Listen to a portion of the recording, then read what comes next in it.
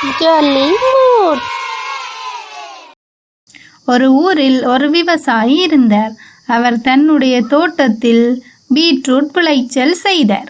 ஒரு நாள் அவர் பயிர் செய்த எல்லா பீட்ரூட்டும் நல்லா விளைந்திருப்பதை பார்த்தார். அப்பொழுது ஒரு பீட்ரூட் மட்டும் பெருசா வளர்ந்து இருந்தது. அடடா, இந்த பீட்ரூட்டை சந்தைக்கு கொண்டு போய் வித்தால் நிறைய பணம் கிடைக்கும் என்று சொல்லி அதை பிடுங்க போனார். ஆனால் அந்த பீட்ரூட்டை பிடுங்க முடியவில்லை. உடனே ஒரு பெரிய கயிறை கட்டி அந்த பீட்ரூட்டை பிடுங்க பார்த்தார். அப்பொழுதும் அதனை பிடுங்க முடியவில்லை. உடனே தன்னுடைய மனைவியை அழைத்து 2 பேரும் சேர்ந்து பீட்ரூட்டை பிடுங்கினார்கள். அப்பொழுதும் அந்த பீட்ரூட்டினை பிடுங்க முடியவில்லை.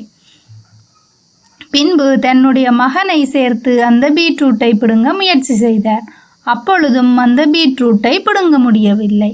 உடனே அவருடைய மகளையும் கூப்பிட்டு எல்லாரும் சேர்ந்து பீட்ரூட்டை பிடுங்க பார்த்தார்கள்.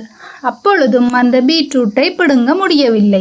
இவர்கள் கஷ்டப்படுவதை பார்த்த அங்க தோட்டத்தில் இருந்த நாய் வந்து உதவி செய்தது. அப்பொழுதும் அந்த பீட்ரூட்டினை பிடுங்க முடியவில்லை.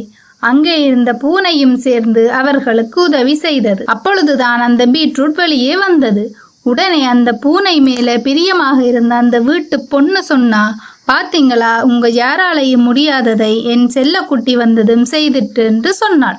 அதுக்கு தங்களுக்கு உதவின நாய்க்குட்டி மேல பிரியமாயிருந்த அந்த வீட்டு பையன் சொன்னான், இல்லை இல்லை, பலசாலியான இந்த நாய்க்குட்டி உதவினதால் தான் நாங்கள் பீட்ரூட்டை பிடுங்கினோம் என்று சொன்னான்.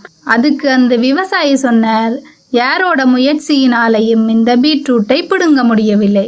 நாங்கள் எல்லோரும் சேர்ந்து ஒற்றுமையாக பிடுங்கியதால் தான் அந்த பீட்ரூட்டை பிடுங்க முடிந்தது. குழந்தைகளே, நீங்கள் இதே மாதிரி ஒற்றுமையாக எல்லா விஷயங்களையும் செய்தீர்கள் என்றால் உங்களுக்கு ரொம்ப நல்லது என்று சொன்னார். இந்த கதை உங்களுக்கு பிடிச்சிருந்தா லைக் பண்ணுங்க, சப்ஸ்கிரைப் பண்ணுங்க.